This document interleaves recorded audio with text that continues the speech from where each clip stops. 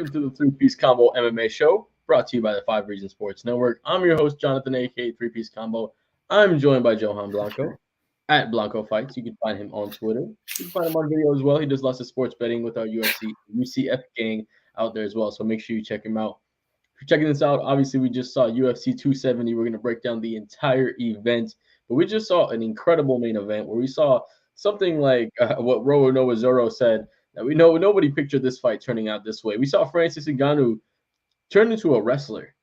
And I think we have to give credit to one guy, and it's the secret weapon. It is Kamaru Usman, baby. Kamaru Usman has been in the corner for Francis Ngannou for both of these title fights, and he is the secret weapon when it comes to these title fights for Francis Ngannou. Apparently, he came in with a torn MCL. He said torn ACL as well. I don't know which one is it or what. Both of his knees were wrapped up. They were talking about it on the commentary table, that it's something you got to look into, right? It's something that you come in and very interesting move just to have the straps there, because it is a target and it is a talking point. And you saw that Cirl Gane was picking that leg apart just a little bit. He was tapping that leg, chipping away. But Francis Ngannou, man, he was able to get that first incredible takedown where he pretty much slammed him, right? It was just like a Matt Hughes GSP kind of style slam or a Matt Hughes Isaac Newton, where he slammed him on the ground or type slam. And it was able to go from there, was able to get that third round back after trailing 0-2 in those first 2 rounds. Same thing in the third round. And after Cirl Gane was able to get top position in the 5th round, we saw Francis Ngannou sweep, flip him back over, and get on top. Francis Ngannou, we saw patient Francis last time. We saw jiu-jitsu Francis and wrestling Francis this time. Johan, I'm not going to talk too much more about that. That was my reaction to everything happened. Honestly, when Francis got that 5th round reversal and he got on top, I went from sitting on my couch to like the top end of my couch, and I had a couple friends over to my fight, and they're like, "Bro, you're okay?" And I'm like, "No, I'm not okay. I just saw Francis reverse off the bottom in the 5th round, where you expect him to be most gassed. He was able to flip it around, stay in top position. Sure, he didn't do a lot of damage, and I think a lot of that is credit to Cirl Gane, because he knows how dangerous and how agile he is off the bottom. But man, Francis was, like Roa Zoro said, constantly evolving like a Pokemon. We saw Baby Charmander in his first couple of fights where he gets barely speak English. Then we saw Charmeleon when he was knocking everybody out, and now we see a full-on Charizard where he's here blowing fire like our man Mr. Blanco is. So speak to me, man. What was your reaction to this incredible main event that we saw tonight? Gosh, I'm so perplexed right now. So on Thursday's bet show, I said that if it stays in the first 2 rounds, it's in Francis' advantage. And then I said in the last 3 rounds, that's where Cirl Gane really takes control of the fight.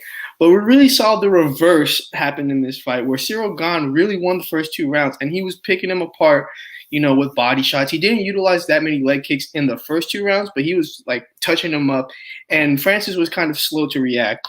And then once Francis started implementing the wrestling and started putting Cirl Gane in some unusual territory, which is off his back, then you saw, the momentum completely switch. It was a complete 180. And it was really interesting. It was just really interesting to see the overall growth in Francis Ngannou's game. And, we can attribute it to Kamaru Usman, obviously, but we have to give most of the credit to Extreme Couture. I mean, that is a wrestling primarily based camp, run by Randy Couture, one of the greatest of all time.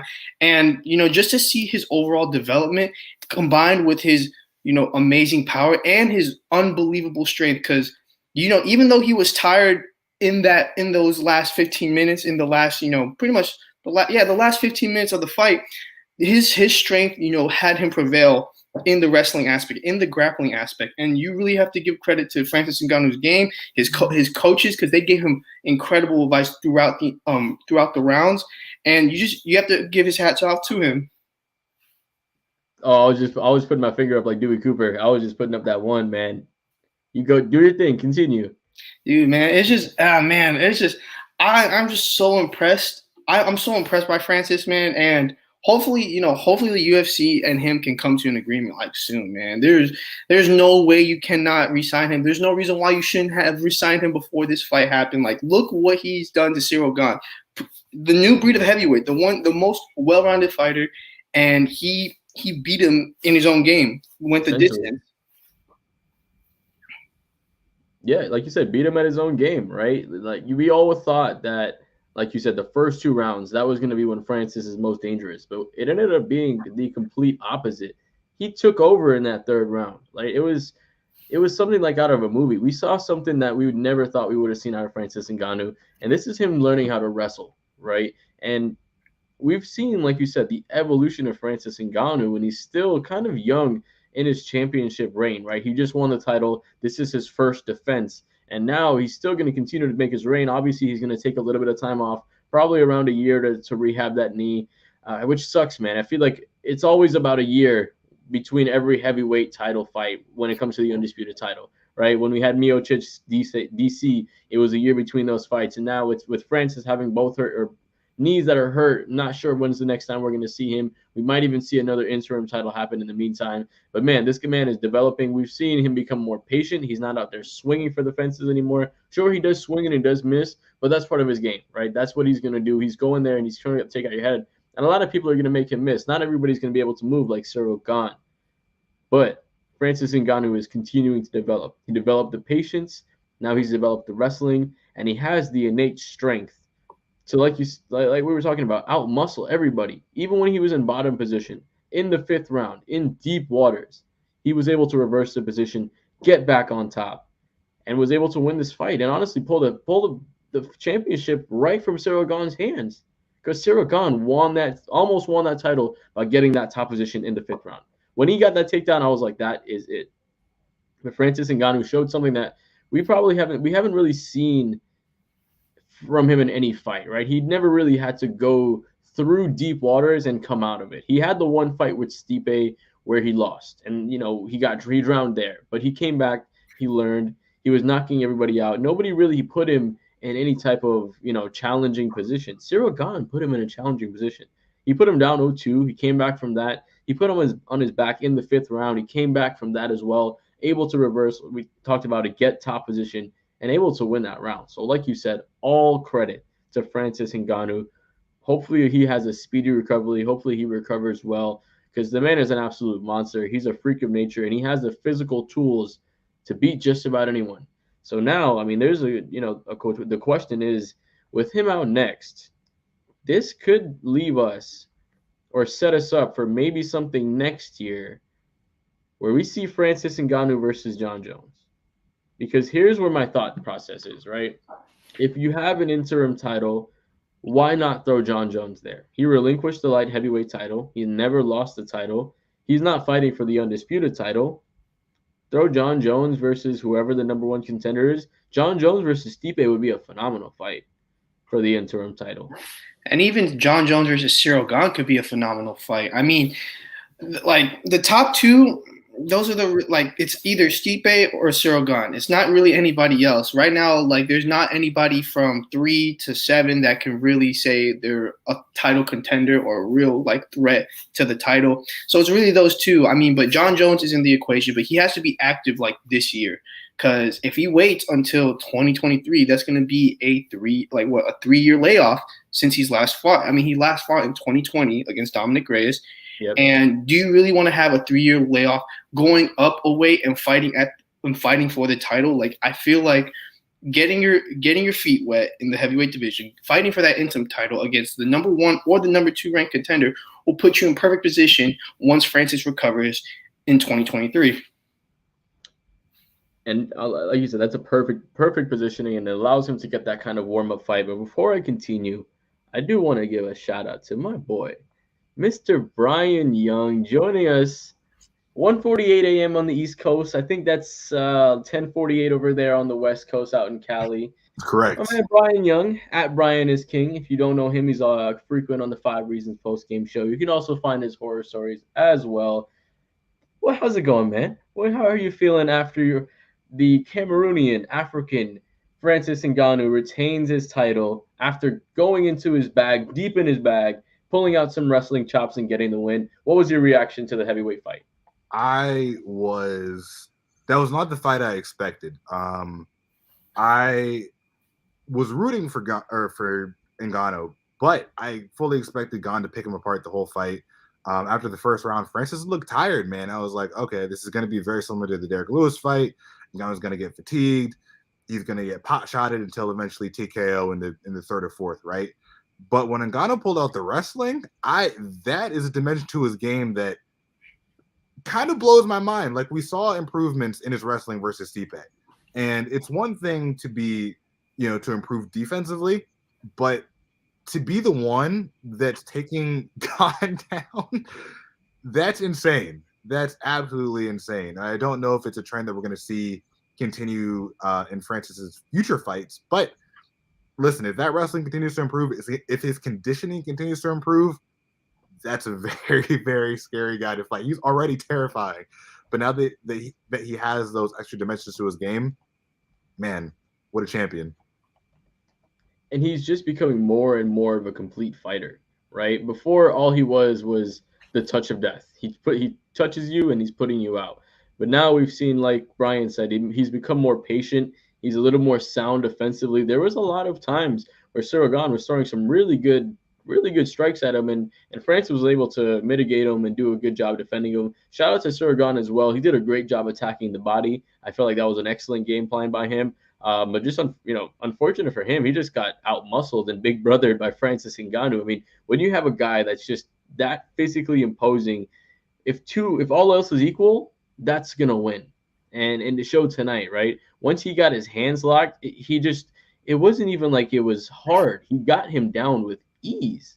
And that, I think, was the most surprising part of it tonight. It was that he didn't have to struggle to get the takedowns, that he got the takedowns with ease. And like I said, we'll talk about a little bit his top position, that he wasn't able to do much from that top position as far as damage, but he was able to get that position, and that was able to win him the fight. And if that's what you need to do as a champion, is just win the fight, right? Sometimes you just have to not lose as a champion, right? You're going against the number one contender every single time. So you're going to have a tough night out every single time. You're going to have the hungriest guy every single time. So sometimes you just have to not lose. And, when you don't have an ACL, you don't have an MCL, you go to your wrestling chops and you just don't lose. And that's what Francis did tonight. And I think he evolved his game perfectly. And like Alex Sam, I do think he will be a champion eventually in the heavyweight division, right? The tools are there. The movement is there. The agility is there. I felt like maybe he should have gone for the takedowns a little bit sooner. Maybe if he did that, he could have been a little more aggressive. But it was a really good fight. Do you guys have any final thoughts on this main event before we get into this also equally as incredible co-main event? Yeah, I think that, I think Cirl Gane, I really did have him winning the fight, but I think that, he is going to be eventually a UFC heavyweight champion.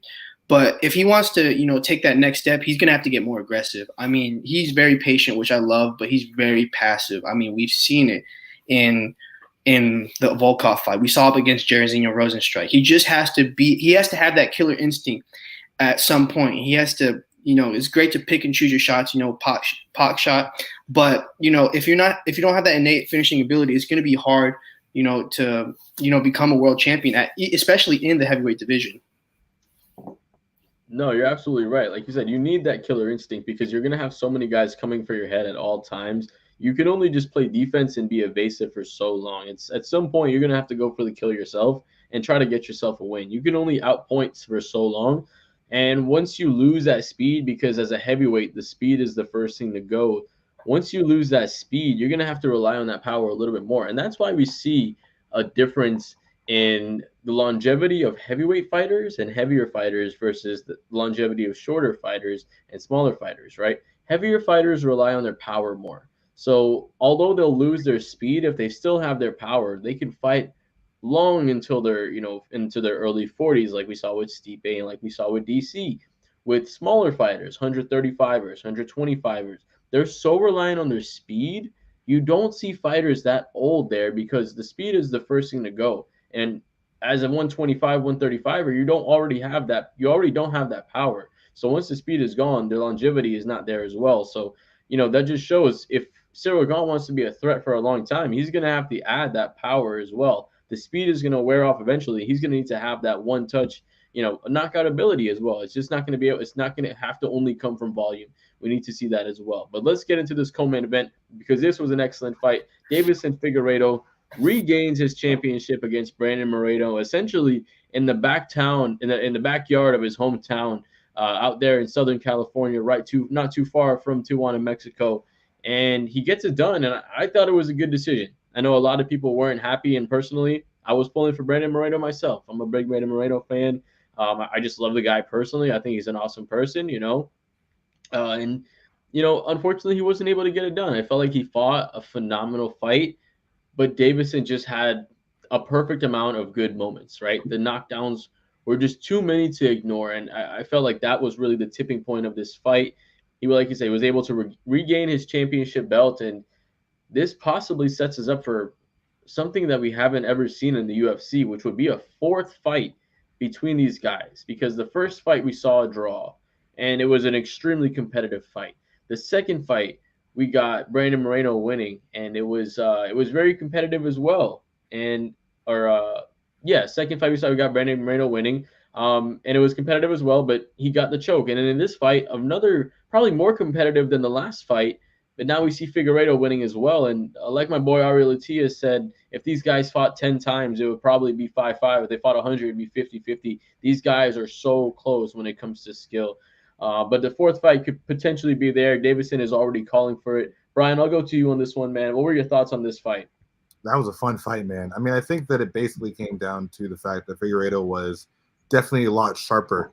And like you mentioned, he had bigger moments in the fight. I thought that Moreno, and I think the stat showed that he was more active. I thought that he surprisingly seemed to have the power advantage in the fight. I mean, Figueiredo was definitely, reacting pretty big to a lot of Moreno's strikes. But at the end of the day, I mean, I thought that Figueiredo was sharper the whole fight, better moments, and with the knockdowns, I think the decision was the correct one. Mr. Blanco? Yeah, this one was really close to call. I mean, every round except for like the second round were really close, except Deiveson Figueiredo had the more memorable, moments in the last three rounds. I mean, obviously the two knockdowns, played in his favor, but also, I mean, he was catching Brandon Moreno with a whole bunch of calf kicks like throughout the fight. Like Brandon Moreno never made the adjustment to check them, and it kind of messed up his mobility towards the end of the fight. Yes, he was still fast. Yes, he was still sharp, but Deiveson Figueiredo was able to pop him a little bit more throughout the last 15 minutes. And I think, this decision was the right one, and I think they should have a fourth fight. But, man, I feel bad for, Askar Askarov and Alexander Pantoja, because now they have to wait a whole nother year just to try to get their title shot. Like, it is what it is. It is what it is, like Brandon Moreno said. So very, very beautifully put.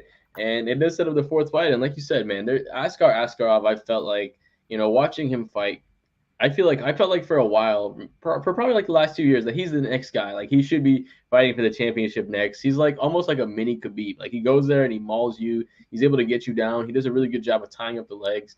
But he has to probably wait another 4 months. They're probably going to throw this fight on an April card. I can see them throwing on an April card. I don't see these guys. I don't think any of these guys took it too much damage, right? We've obviously they're going to have a little bit of time to recover. But I can see this fight happening in April, June, around the middle of the year. So we probably might not see Askar Askarov fighting for a title until the end of the year if he gets that shot next. So, sucks for him, unfortunately. But, this fourth fight, I don't even know who I would take for it, because you'd have to think Brandon Moreno would come in and make some adjustments, right? It was very small moments, right? Brandon Moreno I felt like he controlled most of the fight. He really was dictating the pace. He was able to control the strikes. I felt like he had the volume on his side as well. Like you said, Figueiredo was doing a phenomenal job with the calf kicks, and the power was a difference maker because he was able to land the cleaner shots at the right moments. And I think he was able to get 3 knockdowns over the course of the fight, and I think for sure 2, but okay, so 2, and I think it was round 3 and round 5 that he got those knockdowns in, right? And round 1, I'm not sure. I think it was 3. No, I think it was 3. Right. So round 1 was close, but I gave it to Figueiredo. So you have to think, now that they make the adjustment, if Brandon Moreno comes in just a little bit sharper, understands, hey, I can't have a lapse moment, and maybe starts checking some more leg kicks, that'll give him now a little bit better of a chance. And man, it is such a close fight. So let me ask you guys, if we go to a fourth fight between Brandon Moreno and Deiveson Figueiredo, who do you think gets it done and actually gets the series done? Johan, I'll go to you.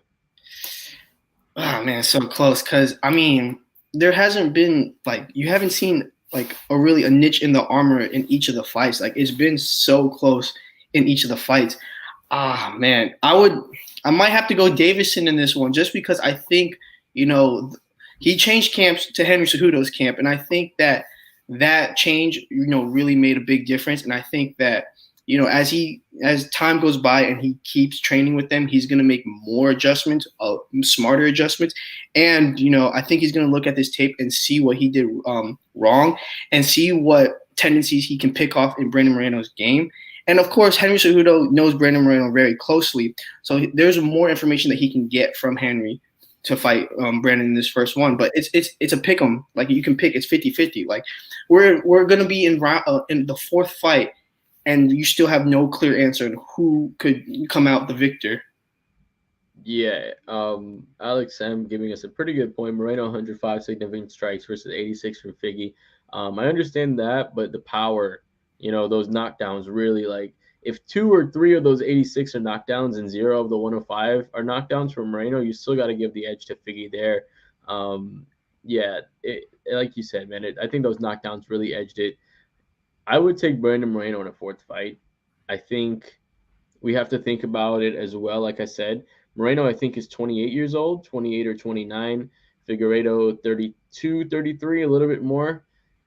As these guys get just a little bit older, Figueiredo might lose a little bit of that speed. Moreno is still in that prime age. Obviously, it's just a few months. But hey, when you're splitting hairs and this fight is 1-1-1, that could be it. Like, that literally could just be it, as a couple months of a guy aging. But like you said, he's in a really, really good camp. He came in weighing 124 pounds, which was something we never really thought we would have seen in that too, because Figueiredo has always had trouble making it on the scales. He was always looking like ET, toweled up, going into there and not looking good, and would have to rehydrate. And during his fights, if he didn't get you out in the first and second round, that he was going to be extremely gassed because of that weight cut. It doesn't seem that's an issue anymore. It seems that he understands how to make that weight. And like you said, having Henry Cejudo in his corner, we even saw him try to just entertain the wrestling a little bit, right? Just go for it. Fake the single leg. Go for it and just try to mix it up. So that way he can open up more things with the striking. Because if you have an opponent thinking takedown, it opens up the game, because then they have to go and try to sprawl. So I think that's an interesting point. I think Moreno gets it done this one. Brian, how do you feel about it? Yeah, I mean, it is a pick 'em. It really is. I mean, and this really, the fourth fight, if it happens, I think really is going to be a fight that's fought in the margins. I mean, maybe in the fourth fight, Moreno does start checking some of those kicks, and he has a bit more mobility going into the fourth and fifth round. You saw that those calf kicks really did start to add up. I don't know. It really is a 50-50 fight. I feel like I want to say that Moreno's going to make those adjustments, but I don't know. I think I'm going to say Moreno, but it's a coin toss, man. Yeah, this is as close as it really gets. Like, I don't remember the last time we've seen like two fighters go at a series and it's been like this close. Like, this is probably the first time it's been like this close. So shout out to those fighters, man, because even in the fight, they were smiling, they were laughing. When they would tag each other with it, they would shrug, they would point at each other. So shout out to both Brandon Moreno and Deiveson Figueiredo for having a phenomenal fight. Like we said, in this fourth fight, we really don't even know who's gonna win. Figueiredo could come in and knock Moreno out in the first round for all we know, and Moreno could go out there, like Brian said, learn to check a calf kick and just out volume Deiveson Figueiredo. So we don't know how is that going to go. It is going to be interesting to see, and that's the beauty of the UFC. And talking about the beauty of this UFC, a guy who is very, very fun to watch in the ring or in the octagon, Michel Pereira, was able to get a unanimous decision win after going down in the first round. And I thought it was a really good win for him. I thought he was able to, you know, change his game plan because he was a lot on the back foot in the first round. And once he was able to get off that back foot and start walking down his opponent, those shots were coming good. He even tried like a front rolling, like a rolling thunder axe kick style. That was really cool. I wish he hit it, and but that was really fun to see. But he was doing a really good job. The stab kicks to the body, those beautiful front kicks. I think he did a really good job with that as well. And he's starting to look like a legitimate, not threat yet, but he's starting to build that name up there because after losing that first round and after his first couple of fights, you think, hey, this guy is just a showman. But now we're starting to see him put together some pieces of an actual legitimate fighter. And I was talking to a couple of people that were over watching the fight with me. You know, when a lot of other fighters do these kind of things, you would think they would expend a lot of energy. I think when Michel Pereira does these things, since he trains doing them anyways, it's just part of who he is when he fights, and he's not expending any additional energy doing this thing. It's just who he is. So, Johan, I'll go to you on this one, man. How did you feel about Michel Pereira in this fight, and what do you think he can project to be moving forward? I definitely think I was super impressed with him, and I definitely think he's starting to put it together as an overall fighter. I mean, for the longest time, he's been a showman. I mean, I've been following him since he was in Road FC, and he's always been like, just crazy dude. Always wanted either do moonsaults or wheel kicks or something to pop the crowd. But now he's putting it together, and he's actually putting a smart game plan and making in-fight adjustments. Especially when he's in trouble. And I think against a guy like Andre Fiallo. I didn't know much about him going in, but there was a lot of buzz going into this fight for him. But I know that he was a dangerous guy coming in, and Fiallo was very composed throughout the fight. But once Pieta started putting on the pressure, you started to see him crack towards the end of the second, and then throughout the third round. And I think that Pieta, after this win, he should definitely crack the top 15. He has to. I mean, he's on a 4-fight winning streak, and I think that now. Now that he's putting, the pieces together as an overall fighter, I think it's time to fight ranked fighters again.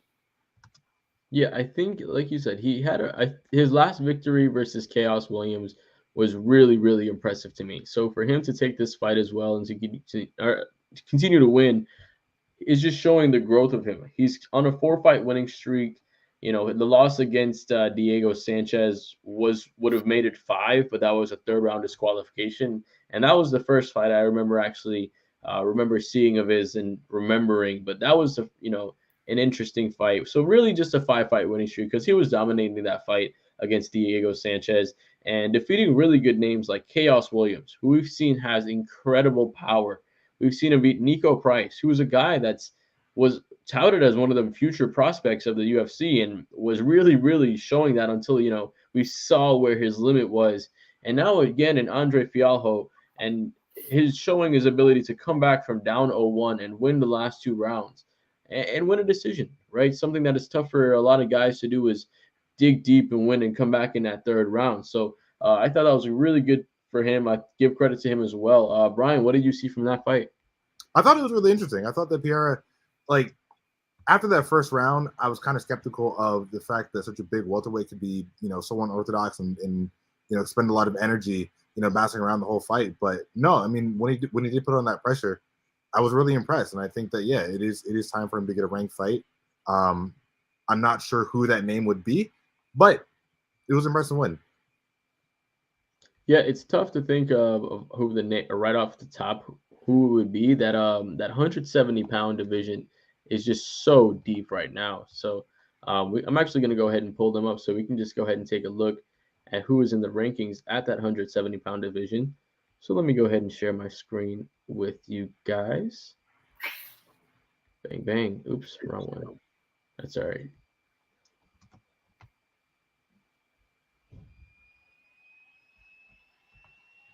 And boom. All right. So 170 pounds. So we got Muslim Salikov, Santiago Ponzinibbio. Oh, maybe you can throw him against Li Jingliang.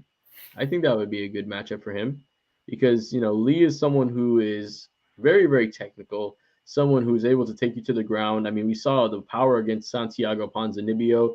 He had the unfortunate meeting with Khamzat Chimaev, of course, but I think this would be good for him, right? He would take on another up-and-comer someone that's trying to prove himself, and then Li Jingliang can just kind of prove himself like, hey, I'm not falling out just yet, right? I'm still this guy. So I think that would be a good fight for him. But we also see a couple other names like Jeff Neal, Michael Chiesa maybe. But I think when you go past that, it's just a little too high for him. Of those guys, Li Jingliang, Santiago, maybe Jeff Neal or Muslim Salikov. Johan, I'll go to you with this one, man. Which one do you think probably would fit him best? Well, I think Santiago Ponzinibbio will probably be like the most likely matchup. I would like to see him fight Li Jingliang. I think that would be a great matchup. I don't think they would put them together though. I think Santiago Ponzinibbio will probably be the most likely one. I mean, he's coming back from the loss from Li Jingliang with a win. But I mean, it would be interesting. It's a contrast of styles. Santiago Ponzinibbio throws a lot of volume, whereas Pereira is like very flashy and he likes to load up on strikes. So it would be interesting how he adjusts against someone who throws a lot of volume and who's really good in boxing. Actually, you're actually right. I was looking at it. I forgot about that. He actually fought Jeff Neal or Ponzinibbio lost to Jeff Neal. So Ponzinibbio would be a good matchup as well because losing 2 out of his last 3, he really hasn't proven himself since coming back from that injury. I think that would be a good fight for him as well. Brian, where are you at as far as who he should fight next? I think I'm with you guys. I think he should fight Ponzinibbio. I don't. What's a lot of time Ponzinibbio fought? What, December? Yeah, not super long ago. He fought December 11th versus Neal. So I guess we would probably also be looking at, I don't know, probably summer. I would think. Yeah, I don't see why not. I feel like the times will match up. So. Alex, I'm saying Stephen Thompson. I think Stephen Thompson is way too high for him right now. You definitely got to build him up to somebody like that. But I definitely want to give credit to Fialho as well because I came in. I believe he took this fight on short notice, and he was able to show out. Good first round. Still has a little bit to grow as far as how he can go. Obviously, a little bit of a headhunter. Didn't really have too much striking diversity, but we can see this crispness is there. We can see that he has some power in his hands, and I think if he's able to develop a complete MMA game, this guy could be somebody for sure. But overall, good fight for him, and I think just great fight for Michel Pereira as well. Let's get into that next fight. Saeed Nurmagomedov making easy work of Cody Stamann. Very, very easy work. Able to get him down and or hurt him a little bit. And then once Cody was able to try to take him down, got caught in, was it a Darce or Anaconda? I don't know. It kind of like a guillotine. Yeah, it was like an arm in kind of guillotine. Something. I'm not sure the exact submission, and it was actually it was a guillotine. Oh yeah, they have it classified as a guillotine choke. But it was really interesting. But man, made easy work of Cody Stamann, a guy that a lot of people has had a lot of time putting out. I mean, he fought against Merab and he lost the decision. Fought against Jimmy Rivera, decision. Lost against Song Yadong, decision. Right, all these guys that are really talented beat him by decision. And then we have this guy, of course, last name Nurmagomedov, and defeating him in the first round. Was it the first 47 seconds? Able to get that choke off. Johan, what were your thoughts on this new prospect coming into this division?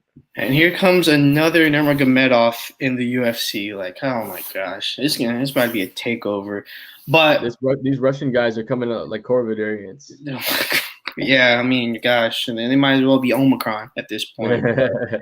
But I mean, in the 47 seconds we got to saw, I mean, he's a very creative striker. I mean, his stand up was pretty. I mean, we didn't get to see much of it, but I mean, he was just so light on his feet, and didn't he throw like a spin back kick or something like that? Oh, beautiful to the body. Exactly. It reminded me of Zabit Nurmagomedov, like the way how nimble he is and how he threw like off like quick like that, and then obviously combine that with his his sambo. I mean, that is, if he's able to develop more as a fighter, and he has a great training camp behind him, but once he develops more, he's going to be dangerous in that bantamweight division. So overall, like, I was thoroughly impressed with him. Yeah, man, he has a really, really bright future. I mean, just 27 or 28 years old, or still super young. Brian, what did you see from him tonight, man? And what do you think he can become in the future? Saeed looked really, really good. I didn't know much about him coming into the fight, but it seemed like his main skill set was striking. So, which is kind of strange for a guy from Dagestan. Like, I would expect that he would be mostly a wrestling sambo guy. But I mean, when he saw him hit that guillotine, It's like, okay, so he probably, yeah, he There lives up it to is. the reputation.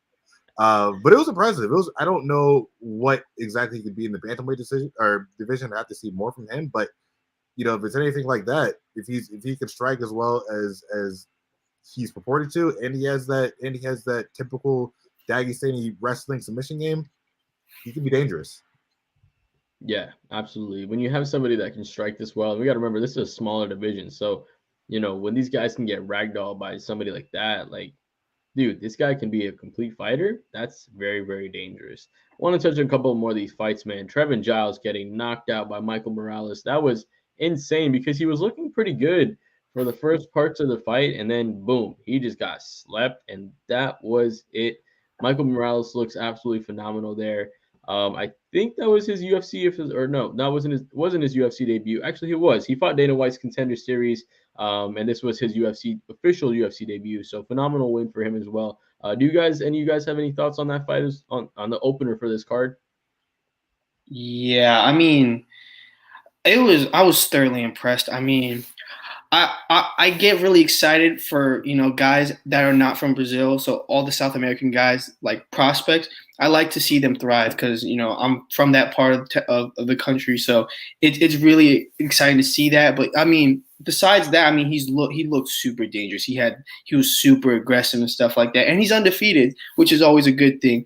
But if he's able to put more wins together, I mean he could be something in that welterweight division. I mean, granted, that welterweight division is stacked, but being a guy like Trevin Giles, who was touted like a couple years back that as a top prospect, that's super impressive. Yeah, super, super impressive. Brian, did you get to see that knockout to start off the card? I did, and I think the thing that impresses me most, and this probably because I'm getting older, but Michael Morales is only 22 years old. I mean, the striking was impressive. Like, I think that as a young prospect, yeah, I mean, the problem is the welterweight division, like you guys mentioned, is so deep, right? So, it's tough to really project how successful he can be there. But for a young guy making his his debut, first fight. Second fight. It was actually it was his first official fight. He fought on the Dana White's Contender Series before. Right. Okay. So yeah, that's an impressive debut. So I'm excited to look to seeing more from him. Yeah, man. Like Alex M saying, 22 years old, opening a pay-per-view. Sheesh. Saw him in Contender Series, wrestling monster with power. Man, this is another guy with a complete game. Like Johan said, he's Ecuadorian, I believe. I believe so. Ecuadorian. I think he came in with a half Ecuadorian, half Mexican, or half Mexican flag, which was pretty cool. So shout out to him.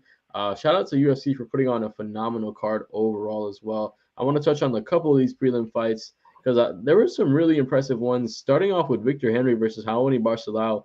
That was a really, really fun fight. The strikes ended up being 181 to 134, which was the most on the night between any two fights. And Victor Henry ended up getting the win against Barcelao, who was actually the biggest favorite on the card. So very interesting there. Were you able to see the Henry win? I was able to peep it, but I was at work, so I had to like multitask. But I saw that it was a very fast paced fight. I couldn't get very detailed into it just because I wasn't able to fully pay attention. But I saw like my phone screen was just moving like this the entire time, so I knew it was exciting. Yeah, sometimes it's like when you're watching a fight so fast paced, you just can't look away for like half a second, or you'll just miss whatever's happening on the fight. Brian, did you feel like this was the sleeper fight on the card tonight? Fortunately, I didn't get to watch the prelims, but I did see you tweeting about it, and I saw the hype. So I definitely did go back and see some of the fights. Yeah, no, it was a phenomenal fight. I think for the prelims, it was definitely the MVP. It was just a phenomenal way to get us ready for that main card. Jack Della Maddalena, man, phenomenal knockout punch over Pete Rodriguez in the first round. Give a shout out to Matt Frivola. He had, what was it, 3 or 4 knockdowns in one fight? Yeah, 4 knockdowns in the first round. By God, that was insane. Like, how do you get knocked down 4 times in one round and not have the referee call it? I mean, I definitely want to give a shout out to Genaro Valdez because he was able to at least show that he was trying to maintain a defensive position. Like, he would get knocked down and then go for the hips. But dude, he get knocked down 4th time. He probably should just stay down at this point. But hey, shout out to Matt Frivola. He was out there steamrolling like he was doing. Shout out to Vanessa Demopoulos. She got knocked down by Silvana. Beautiful right hand by Silvana Juarez. And Juarez just kind of went in a little sloppy, and Demopoulos was able to get the armbar. So shout out to her as well. Phenomenal card overall. I thought it was it over exceeded the expectations given the amount of cancellations they had tonight, but it was still a phenomenal card, and the championship fights were absolutely amazing. Any final thoughts on this card before we close out with a little game I like to play? I think it was a great way to start off like the main cards. It's a great way to start off 2022. I mean, man, you saw something in Francis Ngannou's game. We saw, probably a continuation of the greatest flyweight, rivalry in UFC history. And you saw two prospects in the main card, make a name, make a statement. And what more can you ask for a UFC card? Yeah, it's the perfect UFC card or pay-per-view to open the year. It was great. Brian, any final thoughts on this UFC card? That was a fantastic card. My only thought after it was all over is I'm curious who's next for Ngannou. I think it's going to be Stipe. So I don't know. We'll see. We'll see in the coming days what comes of that. We shall see. We shall see the length of extent of how long Francis Ngannou will be out with that knee injury. It's going to be curious to see where he will be moving forward. It's also going to be interesting to see how Cirl Gane adjusts moving forward because, I mean, he's pretty head and shoulders above most of the heavyweight division. I mean, with exception to maybe a John Jones and a Stipe Miocic, he's above most of those guys, and he's shown that he is. So it's going to be interesting to see what's next for him there. Hopefully, we see Brandon Moreno and Deiveson Figueiredo running back for a fourth fight. I think that would be a phenomenal one. I think it would sell really well, too. I mean, you put it in, like Deiveson Figueiredo said, you put a fight in Mexico, my God, that would be an epic fight. You throw Alexa Grasso on that card. You have a couple of Mexican fighters there as well, and you just stack that card. And the UFC is such a global sport. It would just be so phenomenal to see that happen. And if he was able to regain that title in Mexico, can you imagine the scenes for Brandon Moreno? Phenomenal win by Michelle Pereira. Phenomenal win. Like I said, by Matt Frivola was able to show out Saeed Nurmagomedov and Michael Morales. Now, let's get to my favorite game of the show. Who got the bonus? Now, so there was 2 performance awards, 1 fight of the night. One of the performance awards was on the prelims, so I mentioned it, so you can just guess as far as that goes. Who got the 2 performance bonuses? Who got fight of the night? Johan, I'll let you go first. Oh, man, why did I have to go first? Okay. So the 2 bonuses, Matt Frivola, 4 knockdowns. I think that should be it. And then the other one, gosh, that one. I would say, this is kind of tough. I'll go Saeed Nurmagomedov, who got the other bonus. And then fight of the night, I'll go Figueiredo Moreno 3. Brian? I actually have the exact same answer. I'm really debating on the second bonus though. Yeah, I was too. It was. Yeah. I don't know. I mean, you guys really can't. I'm going to give you guys. I mean, you can't really debate it. There was only 1 finish. No, never mind. There was 2 finishes on the opening card. So never mind. Yeah. So I don't know between Saeed and Morales. I feel like I'm going to go Saeed. I feel like I'm going to go Saeed, and then fight of the night. I feel like there's no other answer than Figueiredo Moreno. So you guys both went 2 for 3, and I don't blame you because you guys didn't get to see the prelims. But Saeed definitely got performance. Figueiredo Moreno got fight of the night, and Demopoulos with the comeback off of her ground because she got knocked out. She essentially got knocked out, and she woke up on the ground with the opponent on top of her, and she caught her opponent in an armbar. So. Man. Like you said, I think Matt Frivola, he should have got a performance award. I mean, you put the boy down 4 times. God damn, what more do you have to do to win $50K? But hey, overall, phenomenal fight overall. Demopoulos was able to get that 3rd one. So yeah, guys. Any final thoughts on anything before we close out the show? I'm ready for next week. Ready for next week. Brian? No, I'm just hyped. I was happy. Today was a good day. It was a good day. And honestly, like you said, next week is going to be a good one. We have Hermanson versus Strickland, which should be good.